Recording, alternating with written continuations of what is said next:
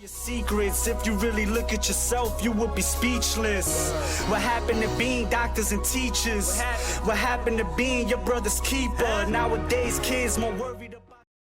When I first saw footage of the Talos Principle, I was intrigued and excited, given that it was a completely different experiment from the team behind the Serious Sam games. After spending 27 hours playing and beating the Talos Principle, I can conclude that the Talos Principle is one of the best games I played this year. The game is a first-person puzzle adventure in which you explore a healthy selection of hub worlds to complete various puzzle challenges, or find hidden collectibles that consist of stars, audio logs, and documents. The puzzle-solving gameplay consists of interacting with the tools you're given in order to gain access to the Tetris-like sigil pieces that you'll use to unlocking new tools or doors to more hubs.